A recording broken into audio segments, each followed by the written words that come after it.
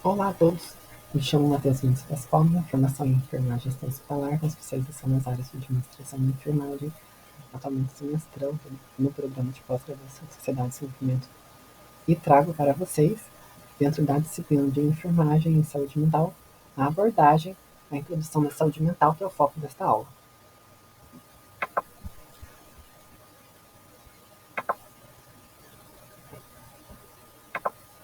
Então, todos sejam bem-vindos, desligue seu celular, sinta-se à vontade para realizar perguntas durante a aula ou após a aula. E toda aula teremos revisões dos principais assuntos abordados na aula anterior.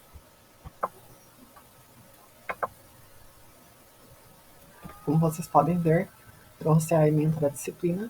Nós vamos tratar sobre o estudo da sistematização, da assistência de enfermagem, do processo saúde e doença relacionada à saúde mental e da história das políticas públicas de saúde mental no Brasil.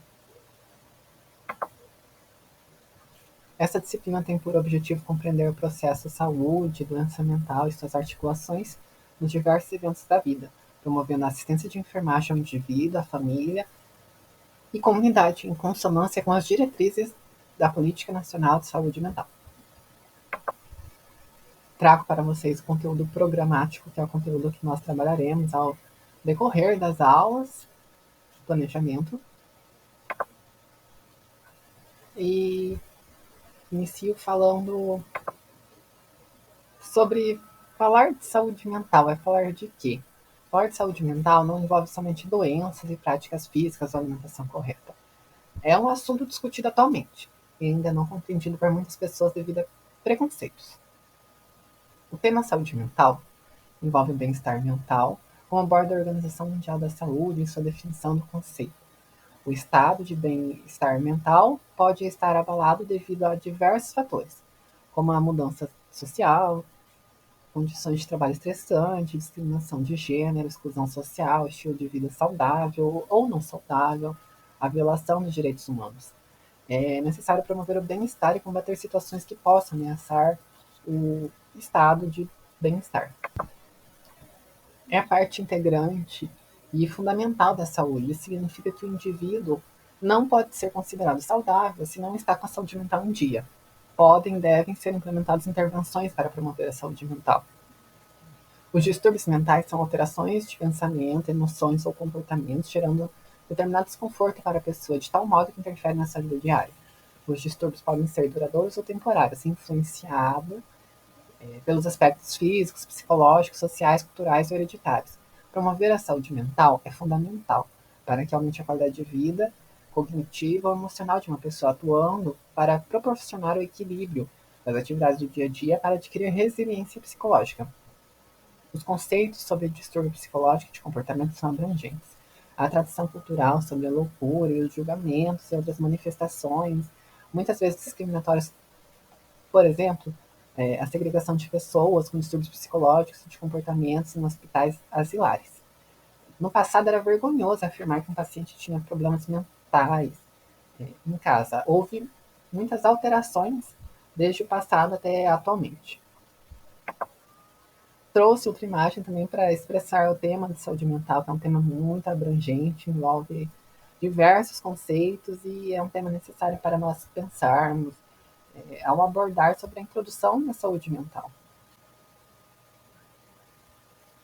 Então, abordando sobre o direito. O direito à saúde mental é um direito fundamental do cidadão previsto na Constituição Federal para assegurar o bem-estar e a integridade psíquica, do desenvolvimento intelectual e emocional.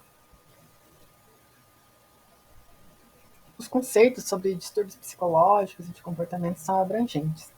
A tradição cultural sobre a loucura, os julgamentos e outras manifestações muitas vezes discriminatórias eram vergonhosos no passado. A Política Nacional de Saúde Mental tem promovido o atendimento integral às pessoas com distúrbios mentais, oferecendo programas de reabilitação psicossociais, intervenções em saúde, além de empregar esforços para minimizar a cultura de discriminação e segregação. Podemos observar e identificar uma situação de risco em saúde mental quando acontece uma mudança na disposição diária de uma pessoa, da sua própria rotina ou no modo de interação com outras pessoas. A depressão é comum. Por outro lado, a euforia, que volta em agressividade, crise de pânico, mania de perseguição, alucinação, etc. Existem muitas formas de transtorno mental, acompanhados ou não de um mal-estar físico, que acabam comprometendo o poder de concentração e a capacidade da realização de uma pessoa, acarretando baixo rendimento escolar, agravando conflitos no cotidiano, desarmonia nas relações sociais familiares, conforme aborda a Procuradoria Federal dos Direitos do Cidadão. Trouxe também um trecho abordando como que ocorria o processo de saúde mental no passado. Os internos eram submetidos a torturas, banhos com água gelada, privação de alimentos, chibatadas, sangrias, cadeias giratórias, e acorrentados pelo pescoço às paredes, conforme é abordado na imagem. Atualmente existe a Lei 10.216 de 2001, que possui o direito da pessoa que necessita da saúde mental ter o melhor tratamento do sistema de saúde de acordo com suas necessidades, feita com humanidade, respeito, interesse exclusivo de beneficiar a pessoa para alcançar a inclusão, seja na família, na comunidade, ser protegida de qualquer tipo de abuso ou discriminação, com a necessidade ou não da hospitalização, tendo livre acesso aos meios de comunicação disponíveis, receber maior número de informações a respeito sobre a doença, o tratamento terapêutico. A Lei 10.216 de 2001 aborda sobre a responsabilidade do Estado no desenvolvimento de políticas públicas para a saúde mental, assistência à promoção de ações, as pessoas com transtornos mentais e a participação da sociedade e da família. Aqui eu estou explicando o gráfico de como era antigamente esse processo da saúde mental em si, em que na Idade Média os pacientes eles eram acorrentados, já no século XVII. Philip Finel foi o pai da psiquiatria, ele que instaurou essa metodologia sobre manicômio, a hospitalização integral, que já no século XIX acontecia chibatadas, máquinas giratórias, sangrias, na virada do século XX. Aconteceu a colônia dos alienados. Na segunda metade do século XX, o psiquiatra italiano Franco Basaglia instaurou a luta antimanicomial e a reforma psiquiátrica. A história da psiquiatria inicia com o Dr. Finel, o pai da psiquiatria, que ele começou a classificar os doentes, separando o que seria um desvio social de uma enfermidade mental. Ele reforçou a necessidade do conhecimento, da técnica e a falta de pesquisa, defendendo que é necessária observação cuidadosa dos fenômenos para posteriormente classificá-los e explicá-los através de um tratamento condizente. Ele instaurou a transformação dos hospícios em instituições de tratamento, não meramente para isolamento, como era tidas até então. Ele fundou os hospitais psiquiátricos europeus. A hospitalização integral era uma forma de tratamento. Também é o legado, porque ele acreditava que o afastamento do doente para o mundo externo era uma ferramenta para a descrição do diagnóstico preciso. Até meados do século XIX, tratamentos de doenças mentais eram utilizados a cadeira giratória, combinados com chuveiradas geladas, laxantes, terapias de como insulínico e lobotomia frontal. A cadeira giratória girava até os doentes desmaiassem em suposto, o que era a forma que curava as doenças mentais. Até a chegada do psiquiatra italiano Franco Basaglia, sendo referência nos processos de resistência, ele iniciou a reforma psiquiátrica influenciado pela experiência de desinstitucionalização, do fechamento dos hospitais psiquiátricos, a substituição do modelo asilar por uma rede de serviços de saúde mental aberta, à base comunitária e territorial, desenvolvendo os projetos terapêuticos singulares para a promoção da contratualidade das soluções elaboradas para a luta antimanicomial, reuniu diversos trabalhadores e pessoas com sofrimento,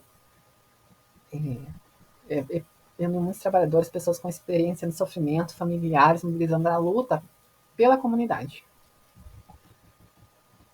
Com a ajuda da fenomenologia, Basaglia ele descobre que a perspectiva positivista da doença mental era impossível de encontrar com o paciente. É preciso se livrar de todas as certezas científicas para compreender junto ao paciente os momentos em que se constrói a experiência. Romper com a psiquiatria deveria ser aprendido na universidade e procurar ciências capazes de abraçar a visão global dos problemas humanos. Ou seja, é necessário o exercício filosófico da suspensão ou colocação entre parênteses da ciência e da psiquiatria. Ele começou o processo de humanização no manicômio, A experiência baseada na comunidade terapêutica é marcada pelos pelos princípios éticos democráticos, revelando a realidade complexa e contraditória. A descoberta que os pacientes também eram socialmente excluídos, que o manicômio, a maioria era internado, era pobre, e que a neutralidade ostensiva da intervenção do especialista residia na natureza profundamente da política psiquiátrica, e mostrou-se através da sua visão positivista. A colocação entre parênteses da doença mental foi uma alternativa para a mudança na psiquiatria. Aqui estão as referências utilizadas para a formulação da aula.